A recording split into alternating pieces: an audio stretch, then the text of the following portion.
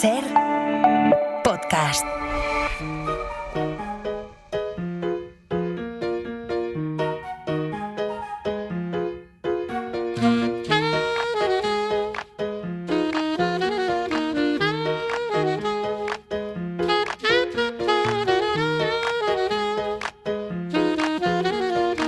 Coordenada 25, con Aimar Bretos. Y con Andrea Ricci. Buenas noches, Andrea. Buenas noches, Aimar. Y felicidades. Muchas gracias. Hoy el país cumple sus primeros 50 años, lo ha celebrado por todo lo alto este fin de semana. El Matadero de Madrid ha acogido a los lectores que querían conocer los entresijos del periódico. Han asistido a un comité editorial, han visto debatir a sus firmas más queridas, han podido disfrutar también en directo de conversaciones con las cabezas más lúcidas del panorama internacional y han podido disfrutar de una exposición de las 50 fotos que marcan estas 50 años de periódico. Me ha encantado, Andrea. Estuve ayer en Matadero y la sensación que había de orgullo, de pertenencia a una familia, ¿no? La de lectores y periodistas del país, era precioso aquello. Sí, nosotros lo hemos sentido así y en efecto yo creo que es una comunidad amplia, fuerte y bueno, a veces, como dice la sabia popular, hace más ruido un árbol que cae que una foresta que crece, ¿no? Y por supuesto por el camino hemos cometido errores y hemos reflexionado sobre ellos y tratamos de aprender de ellos, pero también muchos aciertos que hacen comunidad y en estos 3 días la hemos sentido con fuerza. Había mucha gente muy orgullosa de abrir cada día el país. Hoy queríamos recuperar, Andrea, las ideas más interesantes de 3 invitados que estuvieron con vosotros allí en Matadero estos 3 días, en esa gran fiesta del país. ¿De qué 3 pensadores me quieres hablar o quieres extraer sus ideas, su jugo? Sí, yo propongo que conversemos alrededor de las ideas de Michael Sandel, filósofo político y profesor estadounidense, de Giuliano da Empoli, que es un ensayista y novelista ítalo-suizo, y Pankaj Mishra, que también es ensayista y novelista y promotor, impulsor de una revista que se llama Equator y que es indio afincado en Europa.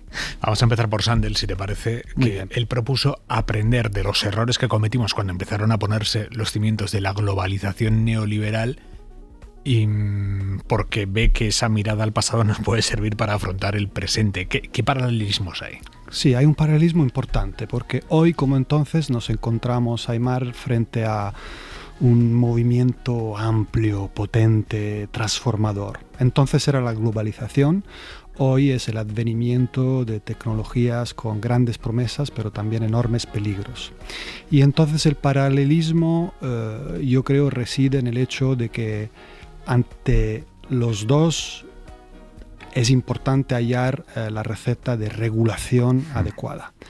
Y él cree, yo también, y muchos otros, que con la globalización se falló estrepitosamente, ¿no? En el proceso de control y regulación de ese movimiento neoliberista.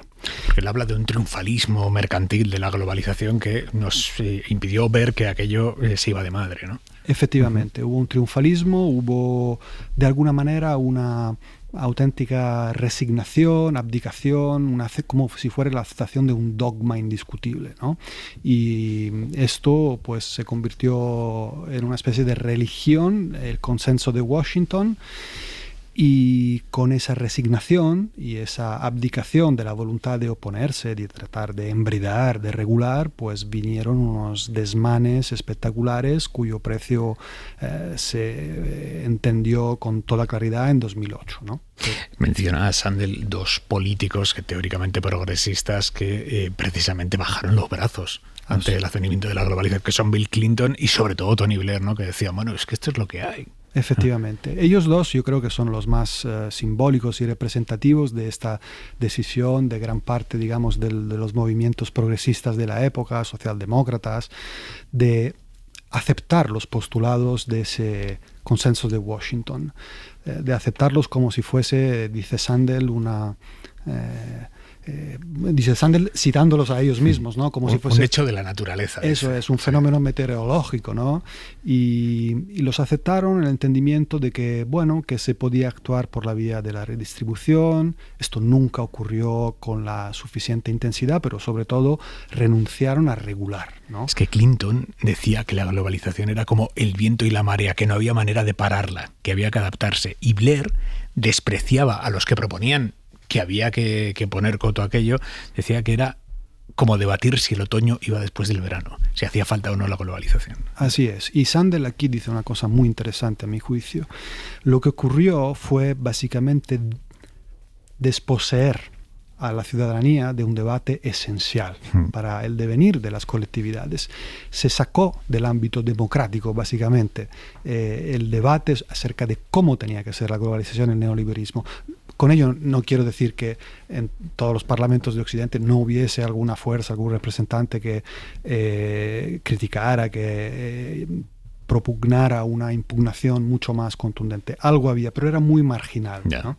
Y entonces la democracia prácticamente quedó desposeída de la posibilidad de debatir a fondo cómo gestionar, regular. Y esto, claro, es un auténtico robo, ¿no? Cívico, y luego después generó, por supuesto, una reacción de descontento, como bien dice Sandel, de ira y de descreimiento con un sistema que apartó, y de ahí pues el apoyo a fuerzas antisistema por la pérdida de credibilidad de aquellas fuerzas que permitieron aquello. Es que nos suena todo tanto, ¿no? Efectivamente, y por eso está tan bien traído a cuenta, y por eso necesitamos figuras titánicas del pensamiento como Sandel que nos ayudan a leer.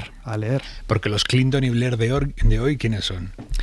Pues mira... Se puede intuir ya en la historia pues, quién pondrá en ese lugar a quién. Pues yo me atrevo a decir que los Clinton y los Blair de hoy son aquellos líderes políticos que en los últimos años no han querido intervenir para regular el ascenso de ciertas tecnologías disruptivas que tienen promesas, pero amenazas también descomunales, incluso de salud mental. Entonces, yo creo que está allí, ¿no? Y ese es el paralelismo que va trazando de alguna manera Sandel, o por lo menos yo lo voy interpretando así. Y ese es el problema de fondo. Y eso... después hablaremos de él, ¿no? Pero entronca muy bien con las ideas de Giuliano da Empoli, porque él en su intervención señaló que claro, los europeos, los líderes europeos tienen en esto una responsabilidad muy acentuada. ¿Por qué? Porque, por ejemplo, los chinos entendieron perfectamente lo que estaba pasando, que lo que parecía un modelo de negocio de estas grandes tecnológicas, en realidad era mucho más, y que era una herramienta de poder, ¿no?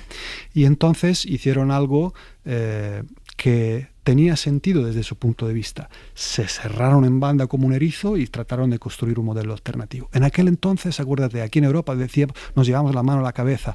Los chinos, qué represores, que limitan a Facebook, lo echan, y desde una óptica liberal francamente ingenua, ¿no? Entonces hubo un punto de miopia, por utilizar un vocablo bastante diplomático. No lo vimos venir, ¿no? Fuimos un poco cretinos, ¿no? Porque ahora, con el tiempo, podemos determinar en qué momento el mercado de las redes sociales y demás pasó de ser un proyecto empresarial a ser un proyecto de poder. Sí, esto es súper interesante y efectivamente entronca con las ideas y la interpretación de Giuliano da Empoli, que estuvo conversando con Juan Gabriel Vázquez, el escritor colombiano, un auténtico lujo.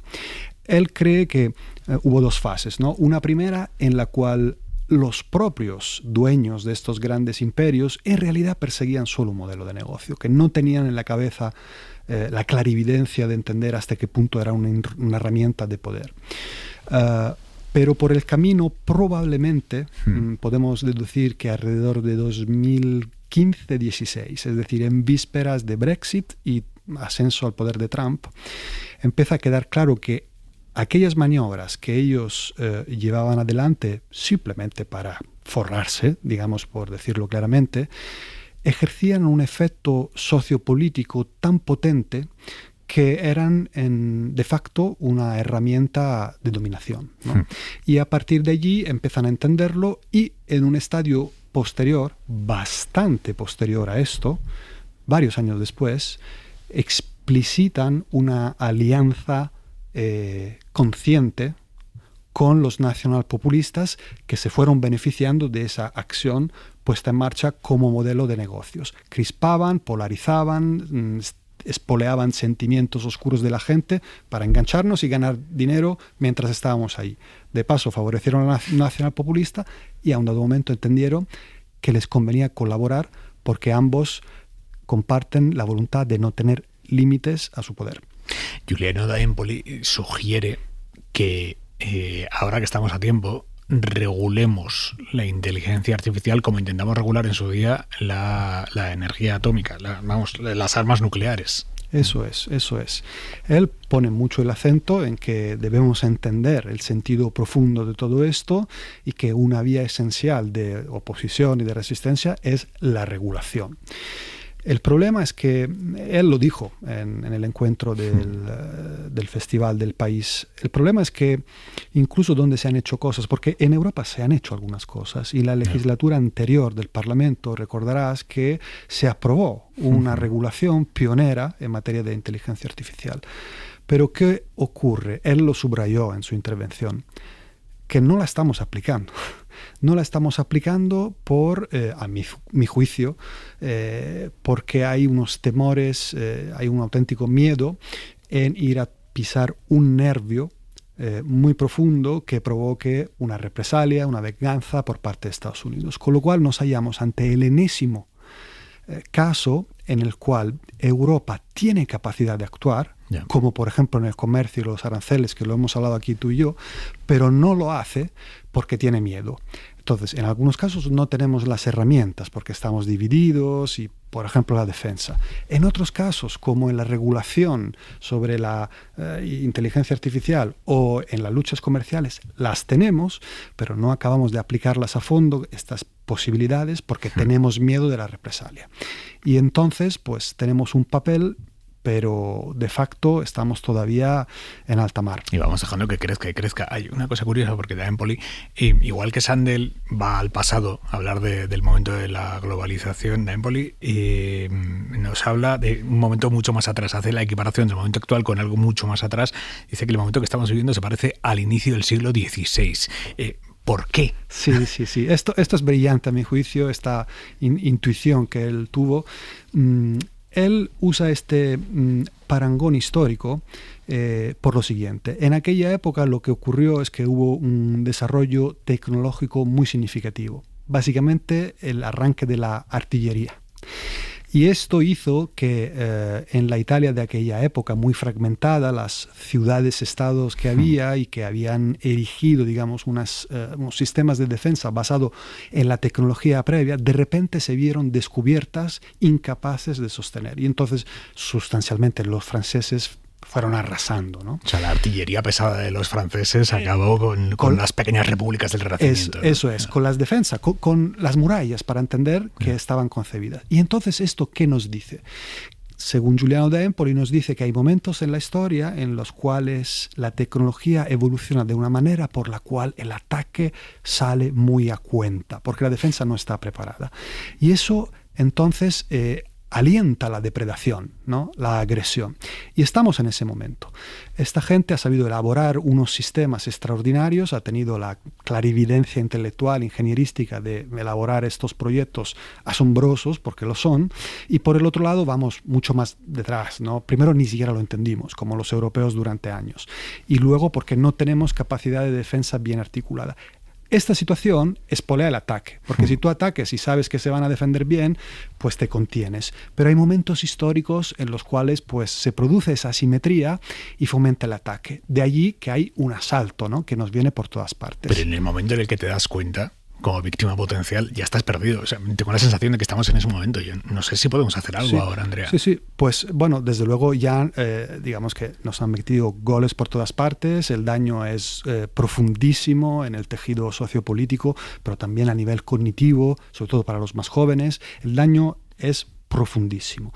Dicho lo cual, la historia es un camino largo y majestuoso y creo que no conviene y no hay motivo para perder la esperanza. Y de hecho el propio Giuliano recuerda que tiempo después los ingenieros y arquitectos italianos aprendieron a desarrollar una arquitectura defensiva, un nuevo tipo de entramado de murallas que sí podía aguantar el ataque de la artillería de aquella época. Y entonces se produjo después un periodo mucho más estable y pacífico en Italia. ¿Quién va a liderar ese desarrollo de las nuevas murallas? ¿Va a ser Europa? Pues debería serlo porque es quien está mejor posicionado debido al hecho de que somos un mercado común, somos un proyecto con una capacidad regulatoria y no hay nadie otro que tenga un mercado próspero de 450 millones de personas, con un alto nivel educativo, con capacidad tanto financiera como intelectual de desarrollar instrumentos propios. No hay nadie más que disponga de todo esto, de todo ese músculo, con lo cual deberíamos ser nosotros. Lo que pasa es que mi sensación es que todavía no estamos ahí porque no tenemos la valentía y no tenemos la nobleza de proceder a hacer lo que es necesario superando pequeñeces que nos paralizan. Otro de los grandes pensadores que estuvieron en el Festival del País este fin de semana, además yo sé que este ensayista a ti te encanta, que es Pankaj Mishra, indio, él proponía desamericanizar el mundo. Sí. Su mirada yo creo que es extremadamente interesante y muy útil para nosotros, para los europeos, porque queriendo o no, en el fondo seguimos sufriendo de la losa de nuestro eurocentrismo, que condiciona nuestra mirada sobre el mundo. Y un pensador como Pankaj Mishra nos ayuda a observar las cosas desde otro punto de vista. Nos provoca y nos espolea y nos ayuda a desencrustarnos, ¿no?, de esta situación. Y la desamericanización es muy importante porque es evidente que los europeos hemos sido en muchos sentidos subordinados, ¿no?, a la aplastante afirmación del poderío también cultural estadounidense, como lo hemos visto antes, ¿no?, con nuestra aceptación de este modelo neoliberal globalizante que sustancialmente venía de ahí. Y la desamericanización que propugna, que sostiene Mishra, es un concepto sobre el cual conviene de verdad reflexionar, ¿no? Debemos liberarnos de alguna manera de una influencia pervasiva, excesiva, que nos ha condicionado. Y creo que es un primer paso para reconfigurar, para repensar, ¿no? Porque como dice Michael Sandel, aquí se trata de resistir, pero también de repensar. Me ha gustado esto que has dicho de que Pankaj Mishra nos aporta una visión que, diluye nuestro eurocentrismo. Somos demasiado soberbios todavía los europeos. O sea, quiere decir, si Pankaj Mishra es un tipo brillante. Si fuera europeo, con ser la mitad de brillante le estaríamos escuchando igual, ¿no? O sea... Pues yo creo que sí que tenemos todavía una cierta soberbia, que tenemos todavía una concepción de nosotros mismos que está desajustada con la realidad. Entonces, así como he dicho que tenemos que creérnoslo porque tenemos unas condiciones realmente significativas para hacer ciertas cosas, al mismo tiempo yo creo que tenemos que asumir nuestras fragilidades, debilidades y pequeñeces en el nuevo mundo. Y no lo hacemos hasta el fondo, yo creo, ¿no?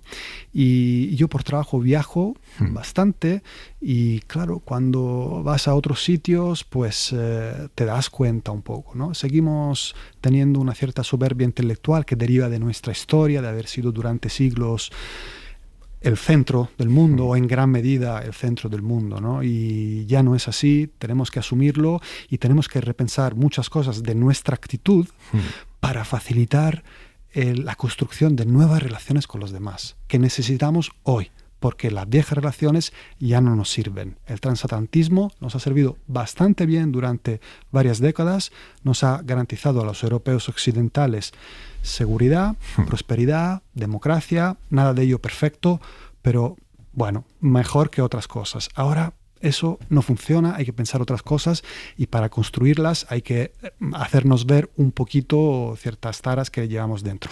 Andrea, ¿cómo llegas tú a estos pensadores? Quiere decir, estos tres son delanteros centro de primera división del pensamiento a nivel internacional, pero los nuevos pensadores a los que llega, ¿quién es para ti? O sea, yo a ti te veo como nuestro prescriptor de pensadores, ¿no? O sea, para ti, ¿quién es el Andrea Ricci que te prescribe a ti? ¿De dónde sacas esas figuras nuevas que te ponen sobre tu tapete mental nuevas ideas? Bueno, te agradezco mucho tus palabras, pero me temo que realmente la labor para encontrar un camino que permita articular un pensamiento propio, ¿no? Porque de eso se trata, porque lo que ellos intentan, los tecnomagnates, los populistas, etcétera, son formatear, digamos, nuestro pensamiento desde remoto, ¿no? Para mantener un pensamiento propio, sea el que sea, progresista, liberal, conservador, pues el camino yo creo que es arduo, ¿no? Y hay que estar dispuestos un poco a salir de las corrientes que conducen a donde ellas quieren y montarse a la orilla e ir explorando. Y creo que no hay una brújula única. Bueno, yo he llegado a estas figuras por múltiples caminos. Con dos de ellos he tenido la suerte de poder forjar una relación y creo que cada uno debe hacer un camino buscando con mente abierta a 360 grados, ¿no? No me atrevería a recomendar un prescriptor y desde luego yo trato de ofrecer opciones, pero no creo ser un prescriptor, ¿no? Bueno, ya lo digo yo, tú no lo vas a reconocer, ya lo digo yo. Vamos a seguir ampliando la biblioteca de Coordenada 25. ¿Qué nos propones esta semana? Bueno, como en el pasado ya recomendé un libro de Pankaj Mishra y otro de Giuliano de Empoli, quiero hoy recomendar uno de Michael Sandel. ¿Cuál? Absolutamente vigente, El descontento democrático, publicado en España por Debate. Sí. Es un libro de referencia para tantos. Es un libro escrito hace ya un tiempo, pero que conserva una vigencia extraordinaria. Permite entender el malestar, el disgusto y el por qué ciertas cosas están yendo tan mal ahora. El descontento democrático de Michael Sandel, editorial Debate. Andrea, mil gracias, buenas noches. Gracias a ti, Aimar, buenas noches. Para no perderte ningún episodio, síguenos en la aplicación o la web de la SER, Podium Podcast o tu plataforma de audio favorita.